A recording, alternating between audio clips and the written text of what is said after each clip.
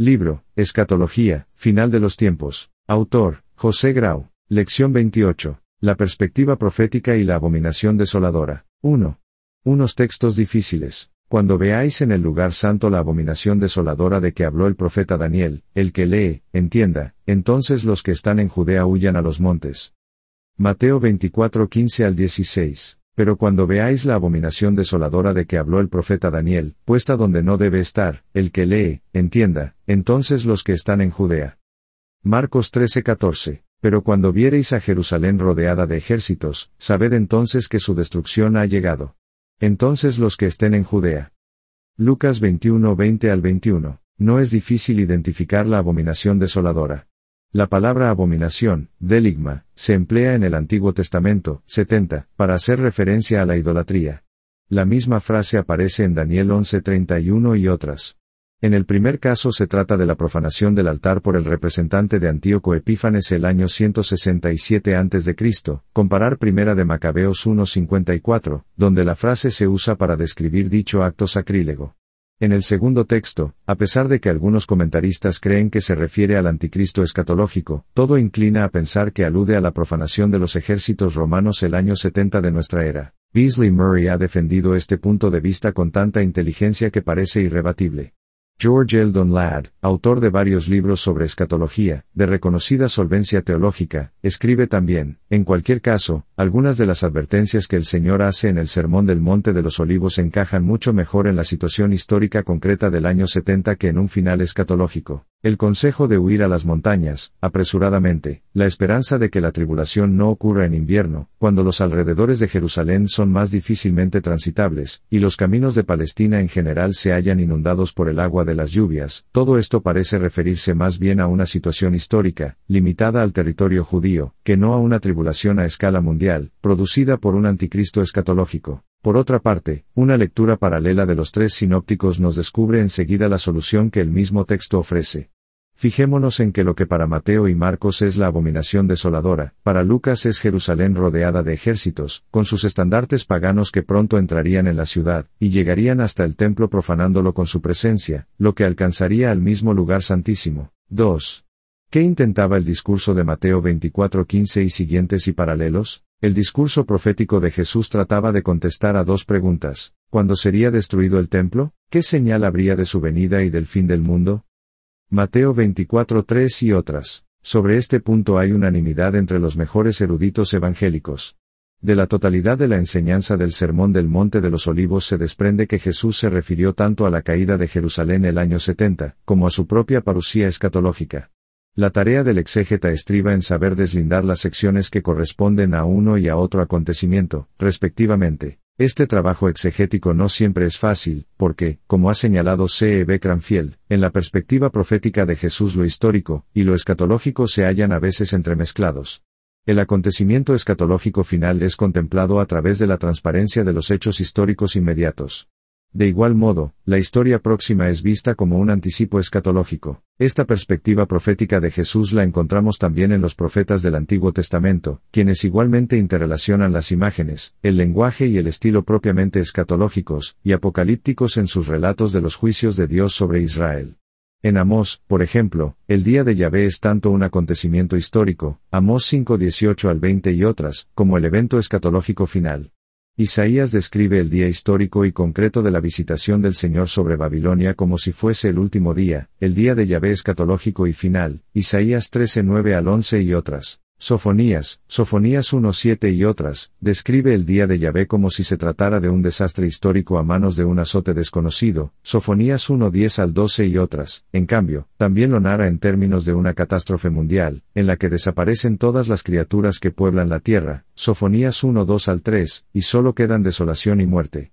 Otro ejemplo es el lenguaje de Ezequiel 32:6 al 10 para describir el juicio de Dios sobre Egipto, no al final de los tiempos, sino en un próximo futuro cuando la grandeza del imperio de los faraones desaparecerá, y comenzará su inevitable y progresiva decadencia, véase Ezequiel 32:3 al 10. Esta manera profética de ver la historia, la inmediatamente próxima y el futuro escatológico, expresa un punto de vista determinado, propio de los profetas de Israel.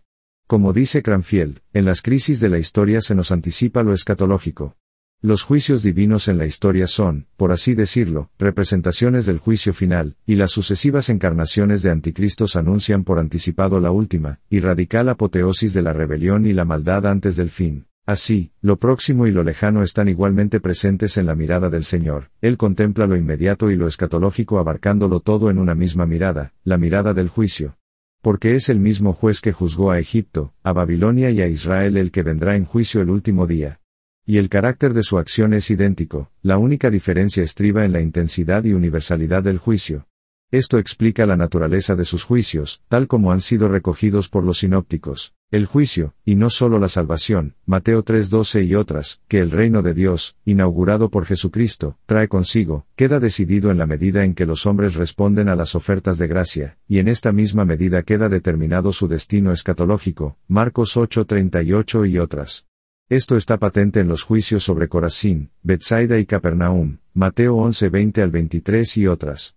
Lucas y Mateo describen el juicio que caerá sobre Corazín y Betsaida en términos escatológicos. Por tanto, os digo que en el día del juicio será más tolerable el castigo para Tiro y para Sidón que para vosotras. Mateo 11:22. Pero en los versículos siguientes, Mateo 11:23 y otras, se describe el juicio sobre Capernaum en términos menos escatológicos, afirmando simplemente que esta orgullosa ciudad, centro del ministerio de Jesús en Galilea, que había escuchado el mensaje del reino repetidamente, sería entregada al Hades, en hebreo, la condición, el estado de los muertos. Aunque Mateo 11:24 añade una nota escatológica, es evidente que la misma hace referencia a un juicio en la historia concreta de Capernaum, dado que añade el comentario del Señor: si en Sodoma se hubiesen hecho los milagros que han sido hechos en ti, habría permanecido hasta el día de hoy. Mateo 11:23. Por cierto que en estas palabras de juicio sobre Capernaum, el Señor se sirve del cántico de Isaías en contra de Babilonia, Isaías 14:13 al 15, aunque no lo cite explícitamente. Tenemos aquí otro ejemplo del uso indistinto de una misma clase de lenguaje, con estilos idénticos o paralelos, para describir los juicios de Dios, tanto de carácter histórico como escatológico. 3.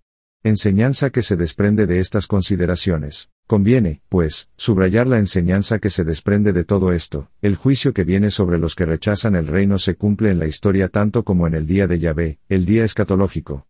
Mateo y Lucas nos dicen que Capernaum, levantada en la cúspide de su vanidad, será arrojada a lo más bajo y vergonzoso, sufrirá la misma suerte que Sodoma, la aniquilación total. Esto explica la oportuna cita de Isaías 14, es decir, el uso del lenguaje de dicha profecía contra Babilonia, la altanera, cruel e impía Babilonia que, encumbrada también en lo más alto, sufrió el castigo divino y descendió a lo más bajo de la humillación y de la derrota. Capernaum, lo mismo que Sodoma y Babilonia, sería reducida a ruinas. Jesús, como los profetas del Antiguo Testamento, podía ver la visitación divina para juicio tanto en términos escatológicos como en términos históricos. La destrucción de Capernaum constituyó un juicio del reino de Dios que viene en Jesucristo. También sobre Jerusalén lanzó Jesús sus palabras condenatorias en términos históricos, por su ceguera, por su falta de discernimiento al no distinguir las realidades del reino que estaba en medio de ellos. Jesús lloró sobre Jerusalén al comprobar que sus habitantes le rechazaban, Mateo 23:37 al 39 y otras. El rechazo de la invitación que les hizo Jesús significó para ellos, los judíos, que su casa fuese dejada desierta y desolada. Ellos, que soñaban con una Jerusalén capital de un mundo redimido por el judaísmo, y con un templo convertido en el santuario de toda la humanidad, iban a ser dejados por Dios. Jerusalén sería asolada, y el templo sería destruido. La misma idea se repite en Lucas 19:41 al 44. Jesús lloró sobre Jerusalén porque sus habitantes no reconocieron el tiempo de su visitación, es decir, cuando el Señor vino a visitarla. Porque Dios visitó a su pueblo en Jesucristo, para ofrecerle la salvación y la paz. Así llegó hasta ellos el reino de Dios, en gracia y misericordia, pero Israel rechazó esta oferta de gracia, y escogió el camino que conduce al desastre. La catástrofe fue literal, pues trajo muerte y destrucción sobre la ciudad y el templo en el año 70. No es menester considerar otros ejemplos de este juicio que el reino, y el rey, trae en términos histórico-escatológicos sobre Jerusalén y sobre sus habitantes incrédulos, Lucas 21:20 al 24 y otras, tanto como sobre las piedras del templo, Marcos 13:2. Comparar Marcos 14:58 y otras. Jesús puede contemplar el futuro de dos maneras diferentes. Puede describir las futuras visitas de su ira en términos de una catástrofe histórica inminente y, por otra parte, también como un acontecimiento escatológico y trascendente.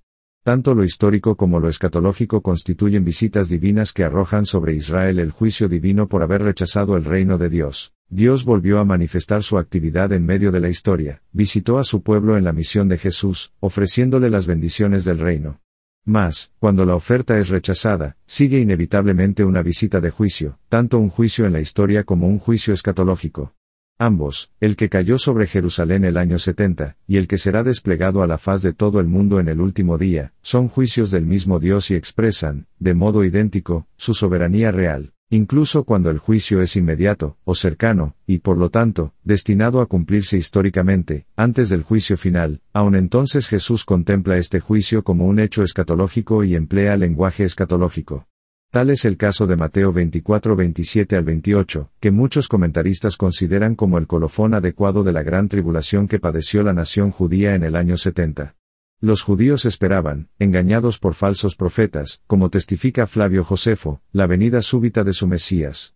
No perdieron esta esperanza ni un solo instante. Pero estaban ciegos espiritualmente. Después de su rechazo del Hijo de Dios, no podían esperar sino el juicio del cielo. Así, llegó el Mesías, pero no de la manera que suponían, llegó de la única manera que podía llegar, en juicio. Así, la ira de Dios halla expresión en los acontecimientos del año 70.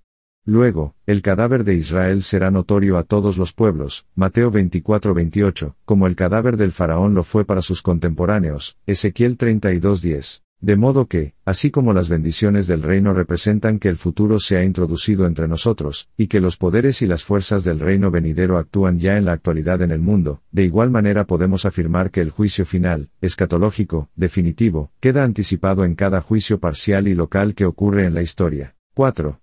¿Cómo entender el próximo futuro de Israel? El próximo futuro de Israel, que Jesús anuncia en el Sermón del Monte de los Olivos y en algunas de sus parábolas, será entendido solamente en la medida en que comprendamos el alcance y el significado del rechazo de Israel. Dice el Señor en Mateo 21:43, por tanto, os digo que el reino de Dios será quitado de vosotros, y será dado a gente que produzca los frutos de él. La interpretación dispensacional clásica entendía el vocablo gente o nación en el sentido de generación. El reino es ahora quitado de los judíos de la generación de Jesús, pero será dado a una futura generación de judíos que creerán. Como señala G. Elad, esto es, sin embargo, una interpretación forzada. Tan forzada que la misma Biblia anotada de Scofield, en su nota a Mateo 21:43, no se atreve a ofrecerla como explicación del versículo, aunque en el fondo sigue el esquema que la exige, como lo prueba su referencia a la nota en 1 de Corintios 15:24. Ya comprobamos cómo anticipó Jesús un juicio divino sobre Israel, a causa de su obstinación contra el mensaje del reino. Este juicio tendría que ser tanto histórico como escatológico, un juicio que caerá sobre Jerusalén y sus habitantes, Lucas 13:34 y otras, y a causa del cual el templo será destruido, Marcos 13:1 al 2. Sobre esta mala generación tiene que caer el castigo divino, Mateo 11:16 al 19 y otras. El reino de Dios será quitado de Israel y será dado a otros. En la parábola del padre de familia, Jesús enseñó que, debido a la deslealtad de los labradores, símbolo de la ingratitud criminal de Israel al rechazar a los profetas y al matar al Hijo de Dios, el Señor visitaría en juicio al que hasta entonces había sido su pueblo. ¿Qué hará, pues, el Señor de la viña? Vendrá y destruirá a los labradores, y dará su viña a otros. Marcos 12:9. Esta parábola afirma sin ambajes que Israel, en tanto que pueblo representado por sus líderes religiosos, ha rechazado la oferta del reino que Dios le hizo en Jesucristo. Por consiguiente, prosigue la lección, Dios, a su vez, ha rechazado a la nación judía en tanto que pueblo de Dios, es decir, como nación. Su estatus como pueblo de Dios ha sido entregado a otros, a otra gente. Si tenemos en cuenta que Jesús consideraba a sus discípulos como el remanente del verdadero Israel, porque habían aceptado la oferta del reino y al rey de este reino, los otros, la otra gente a la cual le es entregado el reino, no puede ser otra que el círculo de los discípulos de Jesús. 5. El verdadero remanente de Israel. Sí, Jesús consideraba a sus discípulos como el remanente del verdadero Israel. Todo esto nos lleva a estudiar la relación entre Jesucristo e Israel. Cualquier lector de los Evangelios se da cuenta enseguida de que Jesús aparece como un judío que habla a su pueblo. Aceptó, y refrendó, la autoridad e inspiración de las Escrituras del Antiguo Testamento, se conformó a las prácticas y usos del templo, participó en los cultos de la sinagoga, y en todo acomodó su vida a las costumbres de los judíos. En ningún momento se observa que él quisiera organizar algo independiente o desligado de Israel. Insistió, en los comienzos de su ministerio, en que su misión iba primeramente dirigida a las ovejas perdidas de la casa de Israel, Mateo 15:24. En aquellos momentos aconsejó a sus discípulos que predicaran solo a Israel, Mateo 10:5-6, porque, como es evidente, el núcleo de su misión tenía que ser judío, ya que la salvación viene de los judíos, como le dijo a la mujer samaritana, Juan 4:22. Jesús surge del fondo del pacto del Antiguo Testamento y de las promesas de los profetas. Reconoce a Israel como el receptor de dicho pacto, y de las promesas incluidas en el mismo, de ahí que llame a los israelitas hijos del reino, Mateo 8:12. Cuando el Señor habla de sus compatriotas como las ovejas perdidas de la casa de Israel, ello no significa que los gentiles no estuviesen perdidos también a los ojos de Dios, lo que quiere decir es que solo Israel era, entonces, el pueblo de Dios y, por consiguiente, como a tal pueblo debe ir dirigido primeramente todo lo que concierne a las promesas del reino. Por consiguiente, Jesús tenía que ir primeramente al pueblo de Israel, a los suyos, Juan 1:11, para anunciarles que Dios estaba obrando ahora para cumplir sus promesas, y conducir a su pueblo hacia el destino y la vocación trazados por el Señor. Israel había sido durante siglos el pueblo escogido de Dios, de ahí que el tiempo del cumplimiento de las promesas mesiánicas, iniciado con la presencia de Jesús, fuera ofrecido en primer lugar a los hijos del pacto, y no al mundo en general. El apóstol Pablo hará lo mismo, incluso en su misión a los gentiles, entrará primero en las sinagogas. En Génesis 12:3 se nos dice que en Abraham serán benditas todas las familias de la tierra. De modo que, en aras del amor universal de Dios, que abarca a todos los pueblos y gentes, el Señor tiene que despertar a los hijos de Abraham a su vocación e identidad espirituales, antes de poder bendecir al resto del mundo. De ahí que el núcleo inicial del mensaje del Evangelio del Reino se forme, lógicamente, dentro de Israel. En efecto, aunque es cierto que Israel, como nación, rechazó la oferta del reino, un buen grupo de personas lo aceptó, y se adhirió a él de todo corazón. Esta adhesión, por cierto, consistió en algo más, mucho más, que el simple discipulado a los pies de un rabí. Los rabinos, como los apóstoles luego, y después los ministros del Evangelio a lo largo de los siglos, querían que la fidelidad de sus discípulos estuviera dirigida a las Escrituras, más bien que a ellos mismos. Los maestros judíos señalaban a la Torah, la ley, pero Jesús se señala a sí mismo como el centro de la fe. El rabí ofrecía algo fuera de sí mismo, Jesús se ofrecía a él mismo, y solo él, como garantía de verdad y salvación, como cumplimiento de todas las promesas mesiánicas. Por eso exigió de sus seguidores una lealtad incondicional, un sometimiento absoluto a su autoridad, de modo que se convertían no ya simplemente en discípulos, sino también en doulo y igual esclavos, Mateo 10:24 y siguientes y otras. Esta relación a una persona, a un maestro, a un rabí, no tenía precedentes ni paralelo en Israel, ya que esta clase de fidelidad era precisamente la que se pedía solo para Dios. El discipulado para Jesús implicaba más que una simple adhesión a sus doctrinas o un mero seguimiento, significaba nada menos que una entrega completa, un sometimiento total y personal, tanto a la persona de Jesús como a su mensaje. La razón de esto se encuentra en el hecho de la presencia del reino en la persona y el mensaje de Jesús. Porque, al hallarse frente a Jesucristo, los hombres se sienten confrontados con Dios mismo. Y porque la autoridad de Jesús es la misma autoridad de Dios. Se sigue, pues, que si Jesús proclamó la salvación mesiánica, ofreciendo a Israel el cumplimiento de su verdadero destino histórico, entonces este destino se cumplió realmente en aquellos que recibieron el mensaje del reino. Los recipientes de la salvación mesiánica se convirtieron en el verdadero Israel, los auténticos representantes del pueblo de Dios. Los discípulos de Jesús son estos recipientes, los nuevos representantes del verdadero Israel, el pueblo del reino, la nación nueva en quien se cumplirán las promesas del Antiguo Testamento.